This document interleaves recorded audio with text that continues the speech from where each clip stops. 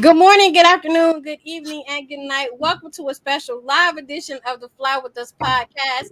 This podcast is bringing the art of conversation, self love, self care, mental health care and protection, life lessons, love lessons, and everything in between. Today, we're going to talk about horticulture and the brain and thriving in the inner city. I'm your girl, Lady Bounce. And I am Picket Fence. You got the mindfulness minute? Yes, I do. I have two pieces too. So there is no happiness like that of being loved in your fellow creatures and feeling that the presence in addition to their comfort. So that's the first part of that. And let me find the second part right quick. I actually To love it. add to add to that is a quote from Martin Luther King. Life is most persistent and urgent questions is what are you doing for others? I'll read that again. Life's most persistent and urgent question is what are you doing for others? Word Wow. up. Word up. I love both of those. Word. And I thought putting those together would, lead us into show. So joining us today is a very, very special guest, Miss Jazmon Stewart, who is doing work in the community that is well past needed. And we're talking about agriculture, horticulture, and gardening, and taking care of plants too, because that's something that we've talked about before. That me and Lady Bounce are not too green thumb when it comes to that. So, so help you be able to help us get into that. You So know what? welcome to the show. Thank you so much. And whenever I hear people say that they can't keep a plant alive, I always know this person needs to learn how to meet needs. This person needs to learn how to meet needs because each plant has their own specific needs and wants that they require. And it's like all about just learning what this plant needs. So, yeah. You know Next that's time, all you got to do is say my name. You ain't have to be like 10 people. You could just put it out there. It's okay. no, but that's dope. I never heard that before because Yeah. I've tried um, gardening just for flowers outside, during the summertime, and I just put it out there, like they're all just gonna do what they want to do, and it'll be cool. But Yeah.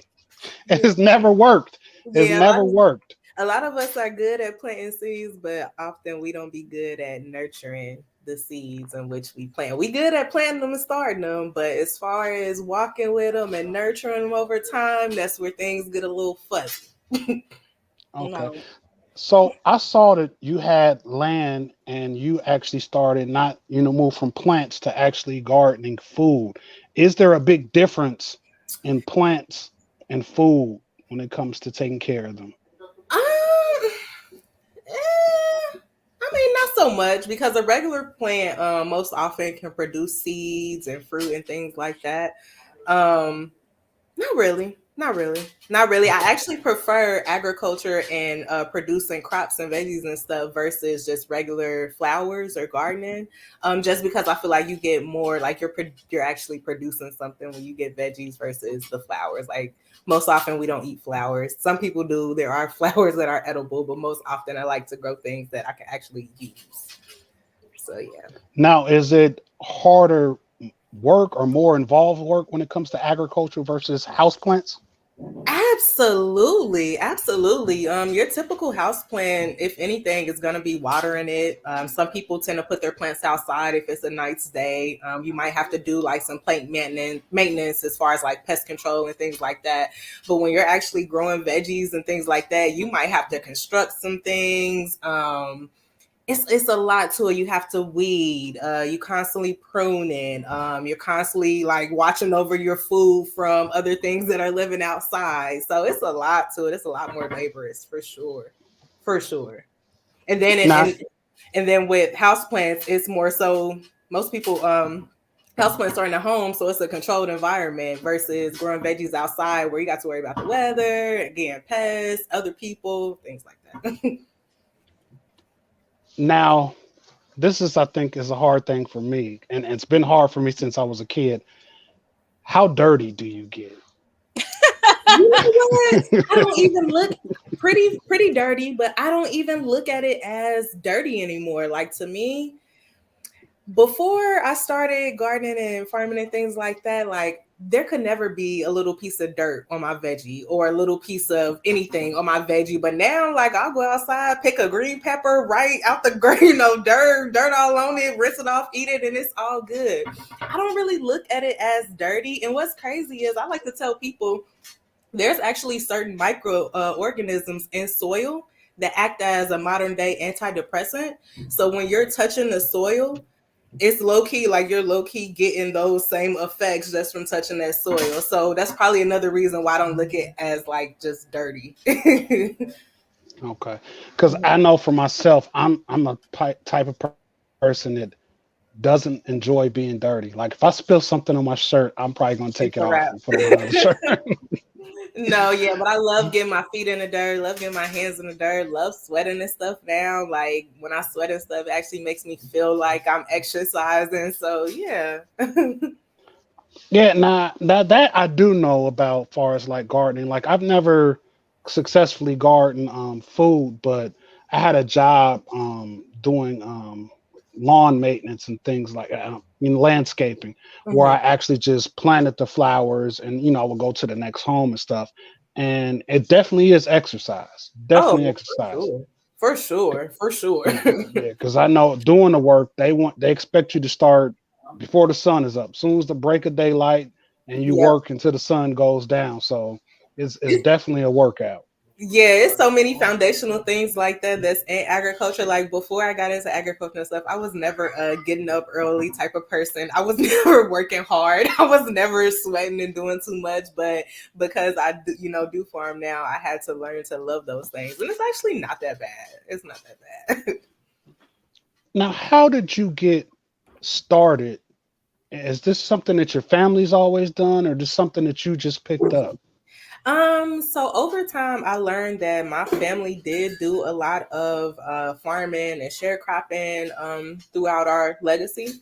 I didn't know that when I had first started. I had just kind of had a little interest of gardening a little bit, and then COVID had came, and when COVID came, Louisiana State University had offered a free home gardening course. So I'm like, okay, I've already had an interest. Let me do this. I get a certificate. If anything, I can use the certificate for something. Ended up completing the course, and then the city of Chartwood and Central State University had threw a program out to the community like, hey, if anybody would love to learn how to farm, we will give you land, we will teach you everything, we will give you all the tools, all the resources, all we need you to do is show up. So once I got done with that first home gardening course, I jumped right into this course. So I kind of went from gardening to farming.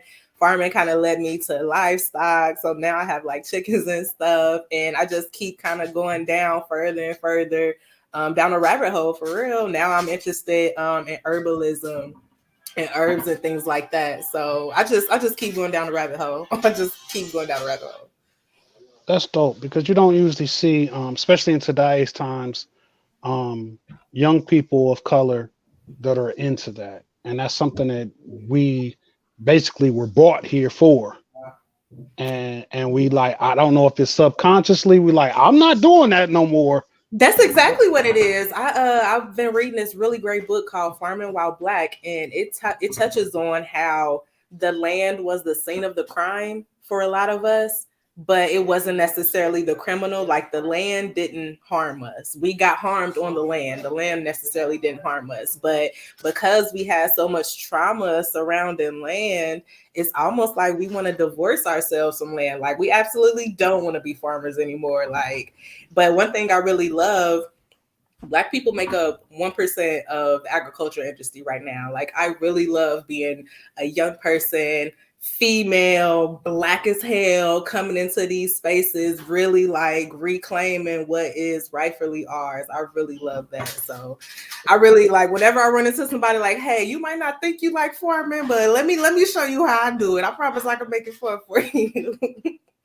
That's real dope. Word up, because I can't even express how important that is, and I'm proud of you for doing that because, like I said, my thumb is orange. It's not green. Mine brown, kind of pink So right big ups now. to you. Thanks, man. Yeah, yep. And I don't know, like I love farming, but farming really it ties in so many other things. Like a lot of our early civil rights movement started on a farm. A lot of farmers helped groom a lot of our civil rights leader we know of today. Um, it's really like farming and gardening and stuff is really an act of resistance. And I didn't even know that until, like I said, I started searching more and studying more and learning more. But for Black people, it's no coincidence that we live in high rise buildings where there aren't any trees or plants or flowers around. Like Mm. that's intentionally done. That's intentionally done to keep us from feeling like we are of this earth. So even me bringing gardening to schools and stuff, it's like, no, these kids deserve to be around flowers. These kids deserve to be around plants. These kids deserve to be outside and exploring and things like that. So yeah. Or So, we're talking about, planting and we're actually, but what I guess we're going into winter, if that's what we're gonna call this right now. If that's what So, they want to call it. right, because I haven't seen any snow yet, and I'm not mad about that. I'm just saying. Me So, is neither. there a better time of year to like start a garden? Like, is spring better? Is summer better? Yeah, absolutely. So spring is always best just because the ground is warm. It's a good time for germinating seeds. But Black farmers, one thing we did know how to do was extend that growing season. So we can grow in the wintertime. There are certain things that can grow in the wintertime that are cool weather tolerant. But again, springtime is absolutely best. And one of my farm teachers, he said that Mother's Day, that's typically like the bird call for all farmers across the board, like, hey, it's time to put your seeds in the ground or at least get them started. So Mother's Day weekend is like usually the start. or now I know that I remember hearing as a kid, and even in school, I took radio even in high school. That our teacher always talked about the farmer's almanac. Is that something that you use, and is that important to know when it's time to plant and harvest? Timing is everything. Timing is everything. I actually just got familiar with the Farmer's Almanac this year. I don't use it much, but what's so interesting to me about it is how much astrology and the stars and things like that play into account into considering time and weather and things like that. Like a lot of early farmers would look at the stars to know when it would be a good time to start or, to figure out what was going on with the weather. But I don't use it too often, but I probably will in the future. And I'm glad you brought up the stars and watching the stars because in our society, the way it's evolved in the last few hundred years, that people tend to look down on people who watch the stars and astrology and things like that Mm-hmm. because they think of it as some type of idol worship. But our people, especially, it wasn't that we worship the stars. We Mm-hmm. use the stars as a guide. Mm-hmm. And even if people that don't believe in a higher power, people who are just astrologers, um, they recognize that during certain times of year, there's certain elements that make up the earth, that are certain elements that come to the earth. Yep. So that's basically how they develop astrology. If you're born around a certain time of year, there are Mm-hmm. going to be elements that you're exposed to Yep. that people won't be exposed to if they're born in a different Yep. part of time of the year. Yep. And that brings me to my next question. You are also I know I saw a post where you said you don't advertise as much, but you are also a reader. Yes, I love tarot reading. I love tarot reading. I'm actually very good at it. The only reason I kind of slowed down on it was um just over the winter time, just not having enough emotional space for the public. I was just kind Mhm. of going through my own thing. So it's like I can't really be going through my own thing and trying to worry about what's going on with you and this person and that person. Just not, it just wasn't a good time to make myself that accessible. But I've been thinking about opening my books lately because a lot of my clients is like, hey girl, we still need you. We still need to talk and stuff. So I'm thinking about opening my schedule back up for that, but loved reading, absolutely love tarot. And I love how you hit at excuse me, a lot of times certain things our society kind of demonizes or makes negative of certain things that are indigenous to our culture. Like tarot reading is very indigenous to the African culture. A lot of, well, reading in general and divination is very indigenous to our culture. Some of our ancestors was using tarot cards, but some of them was using cowrie shells or runes or, you know, all types of things. So a Or lot of these bones. bones, right? I've heard people divining with tea leaves. I've heard of people divining with animal parts. I've heard of people divining with coins, like so many things, but they would divine to get information. Our folks was not out here walking around blind. They knew very much so what was going on. They knew to divine to know what the weather would be. They knew to divine to see if two people should get married. They knew to divine to see if harm was on the way. So these things, super indigenous to our people. Super indigenous to our people. Word up. And you know, just to piggyback off of that, a lot of times that, you know, these things that have now become shunned, like you guys were talking about, our grandmothers have been doing that, you know, for years. Like I remember my grandmother calling me in the middle of the day talking about, I'm seeing fish, who pregnant? Well, it ain't me, grandma. And Yes, then stuff we like be that. together at family gatherings, and grandma looking around with the ring Yep. hanging over people's stomachs, talking Yep. about somebody having a baby. I'm like, well, it's not me. I have my two, and that's that. But that's kind of like the same thing.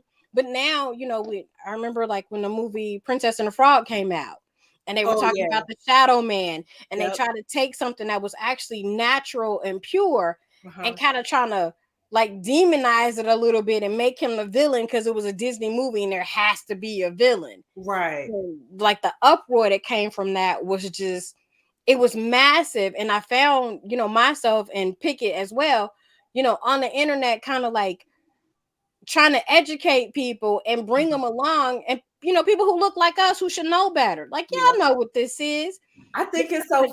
you know, trying to get them to understand this has always been us. So thank Yeah. you for that.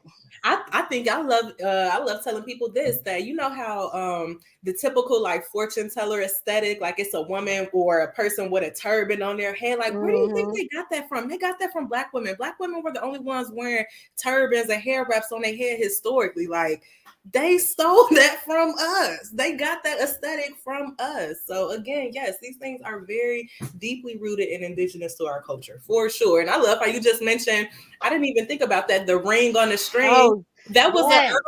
an early pendulum. Like pendulums are used all the time for divination, but that was an early pendulum they were using. Mm-hmm. Yeah. Damn, Yeah, definitely, my definitely. grandma used to do all that stuff. We used to think she was crazy, but she was always right. So we had to just go, okay, I ain't arguing. A lot of our grandmamas all of our grandmas was doing the same thing. They were doing things that were necessary to survive. Point blank period. Absolutely. Point blank period. And they wasn't calling it the same things that we call it now. Like they wasn't calling it, you know, divining and things like that back, or maybe they were, but it was the same thing. Yeah, it definitely was the same thing. And I think that that's what putting names on it is what's allowed people to demonize Mm-hmm. those particular things that were natural to us, Mm-hmm. natural instinct. That's what it was. It was natural instinct, something that we have always done for thousands and thousands of years. And I try not to disrespect anybody on the show, but I think that as we became more involved in Christianity, we've moved away from that. And Mm-hmm. because they teach us to basically not to love yourself. I think that Yep. it is an action of not to love what you already naturally were. Mm-hmm. Um, like I said, I don't want to disrespect anybody. If that's what you do, you do. You know what I'm saying? Yeah. But I don't like when people demonize other cultures for things that are natural to Yeah. them. Yeah, I feel the exact same way. I tell people all the time, I wish Black people could celebrate and express their culture the same as Chinese people and Mexican people and, you know, all these other people. Like, you'll never see a Mexican that doesn't know about a quinceañera or sombrero or things like that. But most of us are African and we've never heard African drum, never had African food, never celebrated African holiday or things like that. And it's kind of sad to me. It really is sad to me. It is. And speaking, I'm glad you brought that up because we talked about when it premiered, High on a Hog, and Love High on the Hog. not realizing that how much African culture as well as African food has Mhm. influenced this country, how it is fed this country. Yep, a lot of foods that we eat today made it here via the transatlantic slave trade, via our hair, braided in our hair. So black eyed peas were one of those things. Black eyed peas are not native to the U.S; they're native to Africa.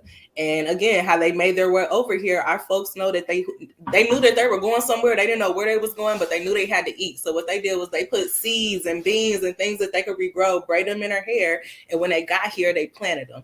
That's how we have certain foods: okra, black eyed peas. My mind is going blank, but it's so many of them. So many. Rice. Rice, yes, for sure, rice. So, I thought it so was you real dope. mentioned. Go ahead. Oh, Go go ahead. ahead. Hey, you got it. Go ahead. You were talking about rice. I like the episode in High and the Hog where they talked about there's only there's a particular rice that is only grown in I think it was North Carolina that Mm-hmm. was indigenous to Africa, and it can still to this day can only be grown in that In area. Africa. Mm-hmm.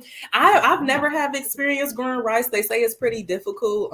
You have to have like the right. It needs to be extremely, extremely hot and Mhm. something else. I've never tried it, but yeah, they say it's really difficult to grow here. But again, because it's not indigenous here, it's not native to here.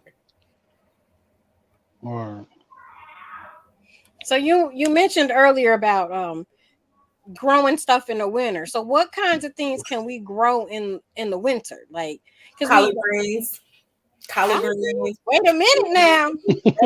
you said the Yeah, magic word for her. I know. Hold on. Yeah, and I love that about collard greens. Like collard greens is a really strong food, not only for its nutritional content, but its ability to withstand harsh conditions. Really, it reminds me of black people. Like we can withstand harsh conditions, so can collard greens.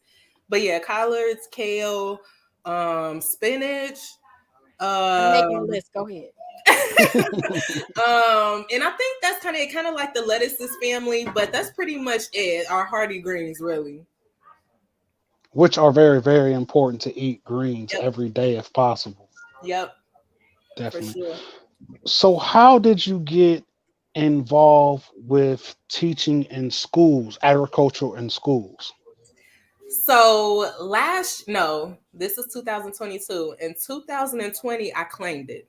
I claimed it. I was in the middle of my home gardening class. COVID was going on. This is when we couldn't get toilet paper, all that good stuff from the stores. I'm thinking that food about to be next. We ain't gonna get food. So something really like struck in me like, no, girl, your responsibility is to be the one to teach us how to grow food. Like you're already on the path. Um, and I just claimed it then, like, you know what, next year I'm gonna be teaching in the school. Like, I don't know how, I don't know which school, but I'm gonna do it.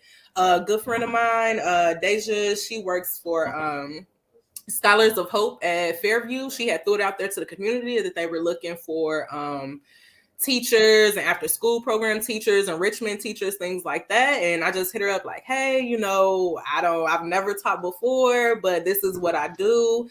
She thought it was a great idea. I interviewed. They loved the idea. They loved the concept of having a garden at the school. And next thing I know, I was up there teaching. And what's crazy is most schools, I don't know if this is like a law or anything, that maybe this was in place when schools were built, but almost about 80% of schools that I visit have a garden already. So it's like, why don't we have teachers? If we already have a garden, why don't we have teachers here? I didn't get it. But ever since I started with Fairview, a lot of other schools have been hitting me up like, hey, we would love for you to come in. We also already have a garden. We need some help with these kids. Please come. So it's kind of been like the floodgates that opened up since then. I'm trying to figure out how I can balance it all. That's dope. Yeah. That's real dope. You also make different ointments and tinctures.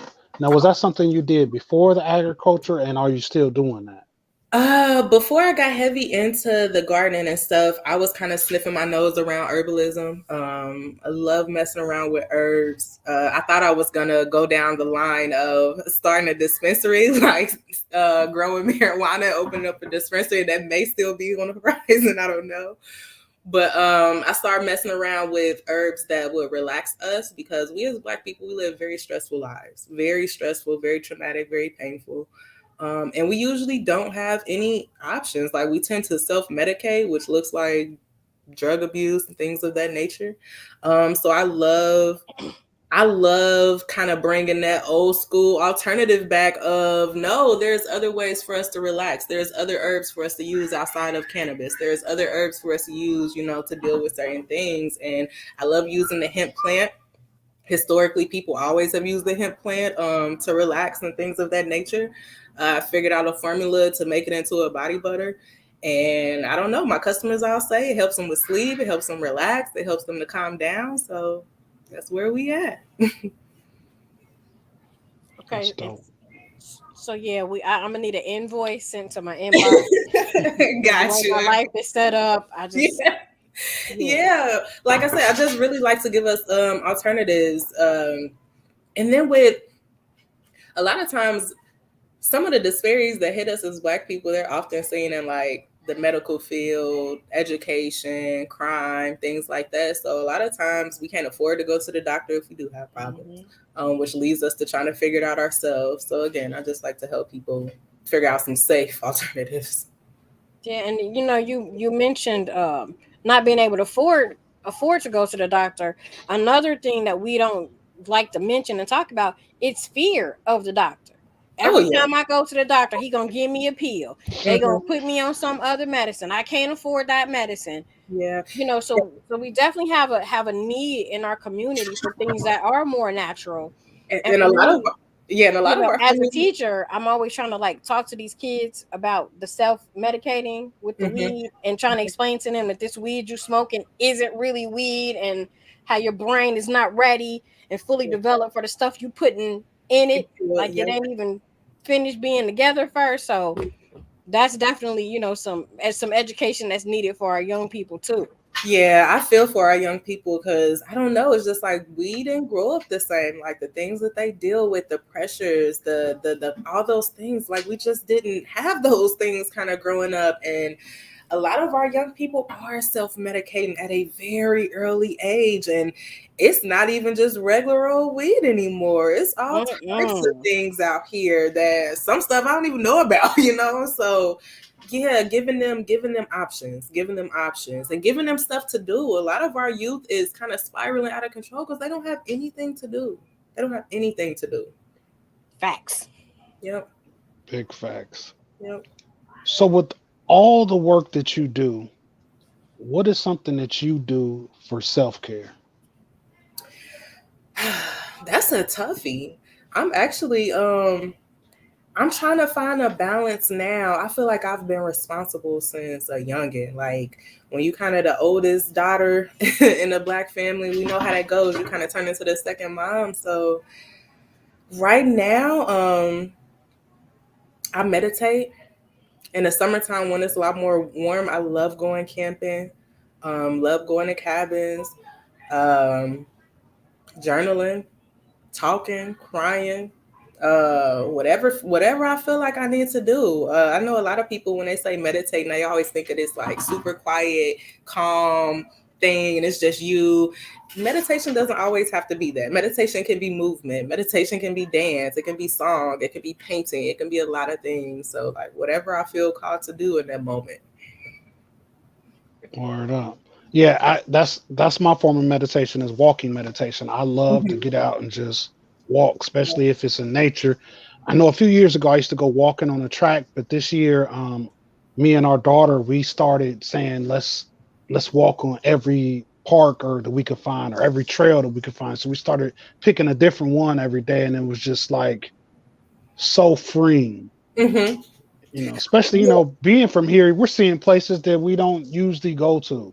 Right, right. Yeah, and you know what? Humans are kind of hardwired to find like restoration in nature. Like we're just hardwired that way. So I love when people say like, yeah, they're stressed out. Oh, I want to go be by some water. You should. That's exactly what you need to go That's me. do. Yeah, yeah. That's exactly what you need to go do. Go be by some water so you can calm down. So yeah. It's so Or crazy yeah, because we really already be knowing what to do. It's just a matter of like listening to ourselves. Hmm. Or not necessarily, listening to ourselves is a thing, but I think for us as women, we got to give ourselves permission to do those things. We spend so much time taking care of everything and everybody else. You mentioned being, the oldest sibling and having to take care of everybody else. So now as an adult, Yeah. you're conditioned that Yep. everybody else comes first. So we have Yep. to tell ourselves it's okay if you go meditate. It's Yep. okay if you go read. And we like, I Yep. don't have time. But Yep. if somebody called you and said, hey, Jazz, can you give me a ride? You got time to do that. Exactly. I'll never forget one of my mentors. I will always be like, "Oh, I don't have time for that. I don't have time for this." And one day she sat me down. She said, "What's more important to you?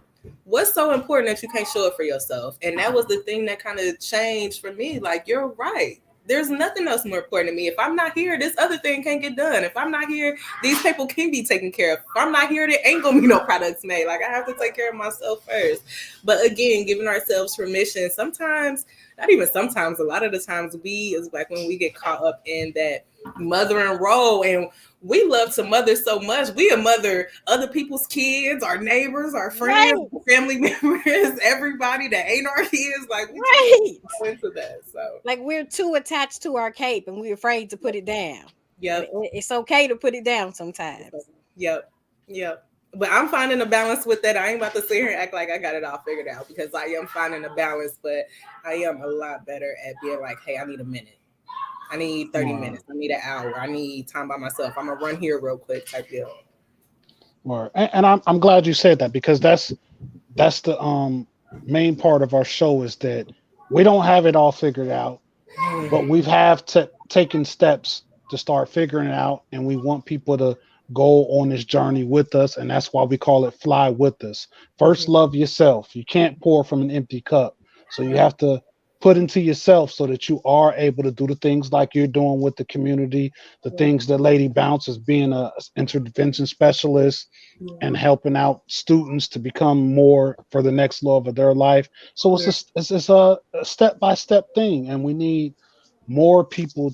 Hopefully, more people will get involved in that, so that we can all take this journey together, become better, and heal from the many traumas that we have. Yeah, and you know what?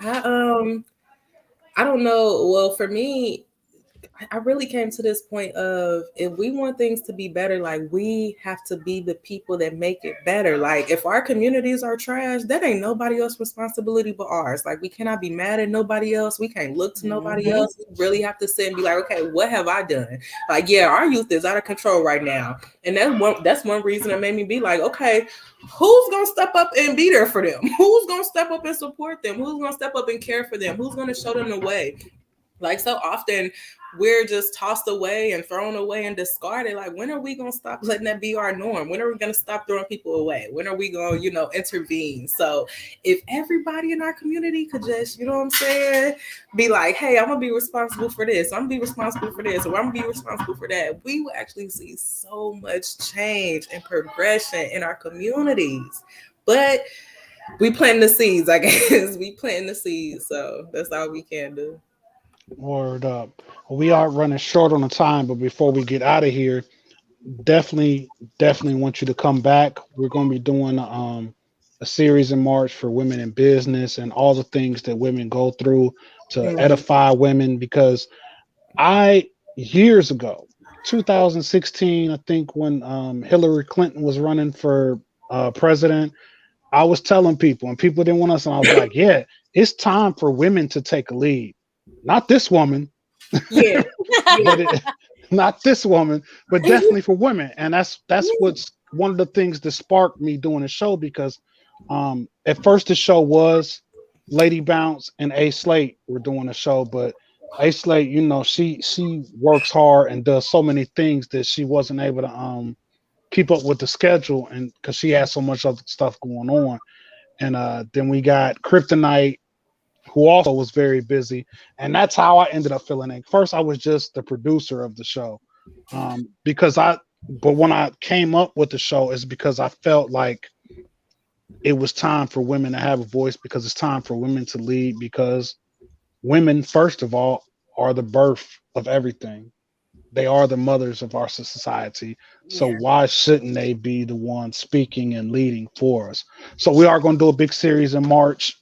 and we definitely want you to come back for that. We're gonna probably do a 4-part series and with panels. So we definitely want you to come back and do that. I would love to. And can y'all please start making y'all show over an hour? Because I had watched a few of the episodes and I was wishing they was longer. Specifically the episode with the guy, he was your cousin and he was like a love advocate. Yes. Oh yeah. Can y'all? I was waiting for a part 2. So if y'all take suggestions, please make the show longer, please. Okay, definitely. Yeah, that was a real good show. Like I said, Yeah. on that show we met each other through the 23and.com, and since then we have really like built on a relationship and supporting each other and just making that family connection. Because like we said on the show, is that in our community, in the Black community, is like we don't have that dynasty ingrained in us. And that's how these wealthy families do. I mean, watching the I don't know if you've seen it, but we watched Dope Sick a few weeks ago about the opioid crisis. Okay. And this family, even before they got into opioids, this family was one of the most dominant families in the country. They had several museums, several business besides pharmaceutical, and it was a family business. They ate dinner together on once a month and discussed where their business was going with even not just the brothers, like brothers, uncles, cousins, nephews, all together. And we don't have that dynasty when it comes to our community. Yeah, and you know what? I was just reading about this. They said, I can't remember what book it was, but it was like our trauma prevents us from thinking future. Our trauma prevents us from thinking about our grandkids or great grandkids. Like we don't see that far. We can see our lifetime, if that, but oftentimes we can't see 3, 4, 5, 6, 7 generations down the line like other races are afforded to. So again, our trauma, we've got to deal with it. We've got to. Yep. Word up. So let's get into one of my favorite part of the show. Well, my favorite part of the show. Doom, doom, doom, doom, doom. Brain science. Okay. I know. I laugh too every single time you say it. It's hilarious. So you mentioned this actually earlier on one of your questions, which is so funny because you didn't know what the brain science was and what we pulled up. So this is 6 ways that gardening easily improves your mental health. Gardening has long been considered a therapeutic hobby for well-being. However, science is just now beginning to back up the benefits of getting your hands dirty with research. Mental health professionals have even started incorporating gardening into treatment for substance abuse and alcoholism. They're calling it horticultural therapy, and it has proven to be helpful as an intervention for many mental health conditions, including PTSD, dementia, intellectual disabilities, and cognitive behavior therapy. What? As well as it's been particularly effective in decreasing depression and anxiety. So whether you have the space to plant a sprawling garden or you only have room for a few plants on a balcony, you can still reap the benefits of gardening and yard work. So here are some more reasons. Exposure to nature.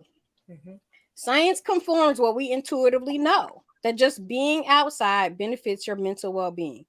Everything from stress hormones and heart rate to brain waves and protein makers is positively impacted when you spend time in nature. If you live in an urban area, just hanging out in any green space, such as a park, has very similar benefits, which we know. So, more sunlight. Another advantage of gardening is that you get a bigger dose of sunlight. More sunshine means better mental health and more happiness in general. Sunshine greatly impacts your mental health. Surprisingly, your day could include uncomfortably hot temperatures, thick air pollution, or even rain clouds, but that doesn't necessarily affect your mood. If you're getting enough sun, your emotions should remain relatively stable. What? Yep.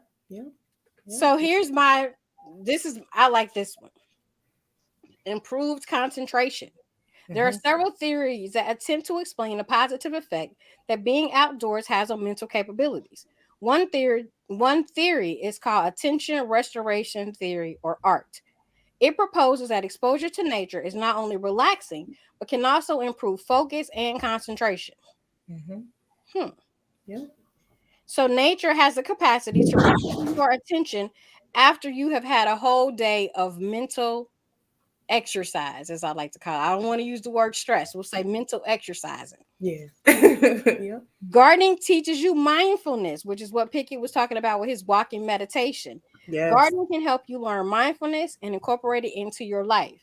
You might enjoy reading lessons from a garden about the wisdom that has been gathered from centuries of gardening. And this particular book and article is actually small, short stories from people who garden on a regular basis and different Oh, types yeah. of gardens and different types of climates. So Uh-huh.